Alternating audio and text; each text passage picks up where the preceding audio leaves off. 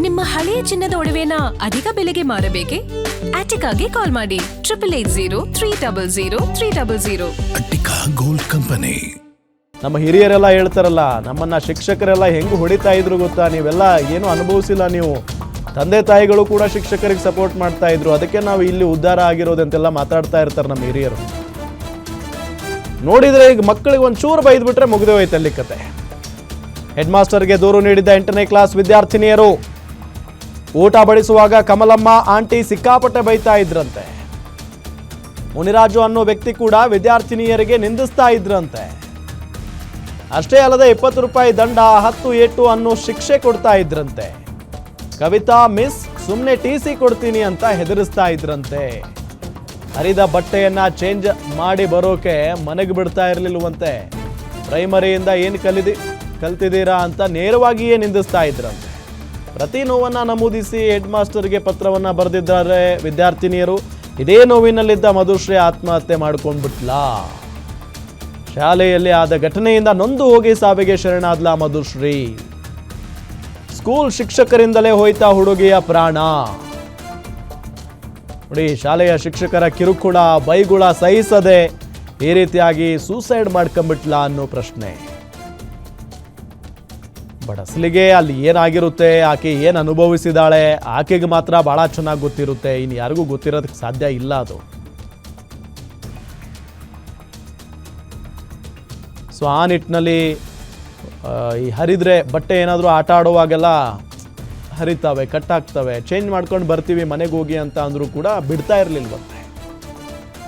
ಈ ಊಟ ಎಲ್ಲ ನೀಡಿಸ್ಕೊಳಕ್ಕೆ ಹೋದಾಗ ಸ್ಕೂಲಲ್ಲಿ ಆ ಊಟ ಬಡಿಸೋ ಆಂಟಿ ಇನ್ನೊಬ್ಬ ವ್ಯಕ್ತಿ ನಿಂದಿಸ್ತಾ ಇದ್ರಂತೆ, ಬಾಯಿಗೆ ಬಂದಂಗೆಲ್ಲ ಮಾತಾಡ್ತಾ ಇದ್ರಂತೆ. ಶಿಕ್ಷಕಿ ಏನು ನಿಮಗೆ TC ಕೊಟ್ಬಿಡ್ತೀನಿ ಅಂತೆಲ್ಲ ಹೆದರಿಸ್ತಾ ಇದ್ರಂತೆ. ಸೊ ಇದೆಲ್ಲ ಒಂದು ಪತ್ರದಲ್ಲಿ ಬರೆದು ಅದನ್ನು ಹೆಡ್ ಮಾಸ್ಟರ್ಗೂ ಕೂಡ ಕೊಟ್ಟಿದ್ರಂತೆ. ಇಷ್ಟೆಲ್ಲ ಆದ ನಂತರ ಈಗ ಈಕೆ ಸೂಸೈಡ್ ಮಾಡ್ಕೊಂಡಿದ್ದಾಳೆ. ಪ್ರೌಢಶಾಲೆಗೆ ಹೋಗ್ತಾ ಇದ್ದೆ. ಏನಾಯ್ತು?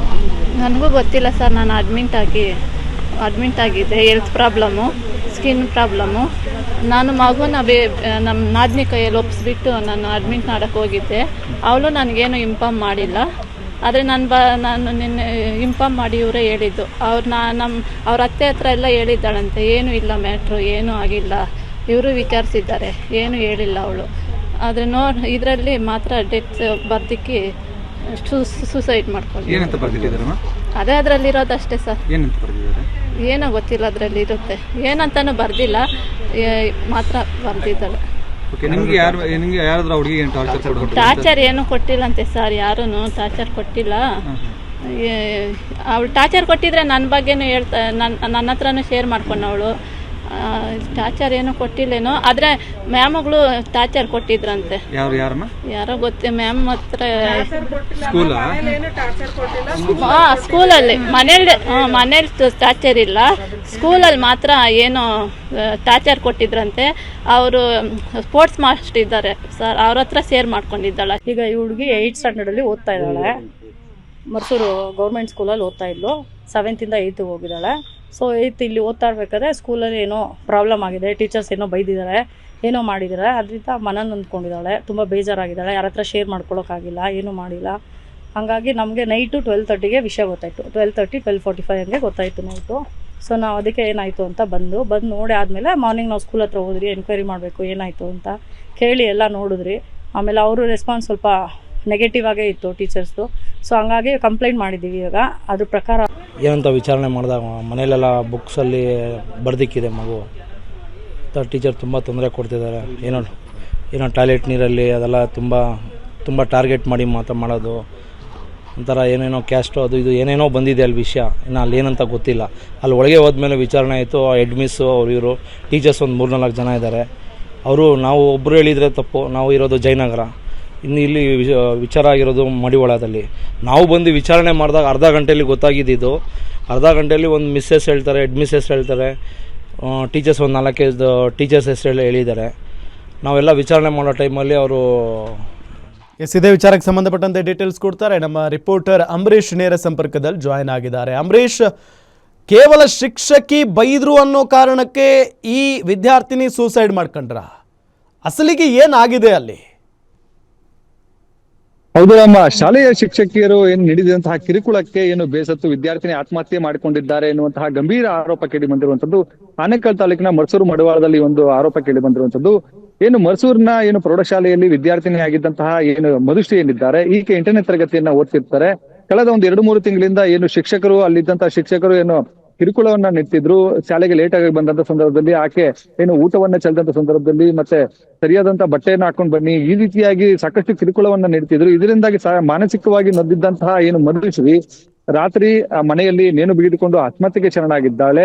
ಆತ್ಮಹತ್ಯೆಗೆ ಶರಣಾಗುವುದಕ್ಕೂ ಮುನ್ನ ಏನು ಡೆತ್ ನೋಟ್ ಅನ್ನ ಬರೆದಿಟ್ಟು ಏನು ಸಾವಿಗೆ ಶರಣಾಗಿರುವಂತದ್ದು. ಡೆತ್ ನೋಟ್ ಅಲ್ಲಿ ಸಾಕಷ್ಟು ಹಲವಾರು ವಿಚಾರಗಳನ್ನ ಅಲ್ಲಿ ಉಲ್ಲೇಖವನ್ನ ಮಾಡಿದ್ದಾರೆ. ಶಾಲೆಯ ಶಿಕ್ಷಕರು ನೀಡಿದಂತಹ ಕಿರುಕುಳ ಏನಿದೆ, ಇದರಿಂದಾಗಿ ನಾನು ಆತ್ಮಹತ್ಯೆ ಮಾಡಿಕೊಳ್ತಾ ಇದ್ದೇನೆ ಎನ್ನುವಂತದ್ದನ್ನು ಕೂಡ ಆಕೆ ಒಂದು ಡೆತ್ ನೋಟ್ ಇದೆ. ಇನ್ನೊಂದು ಡೆತ್ ನೋಟು ಕಳೆದ 2-3 ದಿನಗಳ ಹಿಂದೆ ಶಾಲೆಯಲ್ಲಿ ವಿದ್ಯಾರ್ಥಿನಿಯರು ಎಲ್ಲರೂ ಕೂಡ ಸೇರಿ ಬರ್ದಿರುವಂತದ್ದು. ಇಂತಿಂತ ಅಂದ್ರೆ ಅಡುಗೆ ಮಾಡುವಂತವರು ಮತ್ತೆ ಶಿಕ್ಷಕರು ಈ ರೀತಿಯಾಗಿ ನನಗೆ ಕಿರುಕುಳವನ್ನ ನೀಡ್ತಿದ್ದಾರೆ ಎನ್ನುವಂತ ನಿಟ್ಟಿನಲ್ಲಿ ಆ ಒಂದು ಪತ್ರವನ್ನ ಬರೆದಿದ್ರು. ಆದ್ರೆ ಅದನ್ನ ಯಾರಿಗೂ ಕೊಡ್ಲಿಕ್ಕಾಗಿಲ್ಲ. ಆ ಒಂದು ಸಂದರ್ಭದಲ್ಲಿ ಅದನ್ನ ಹಾಗೆ ಇತ್ತು.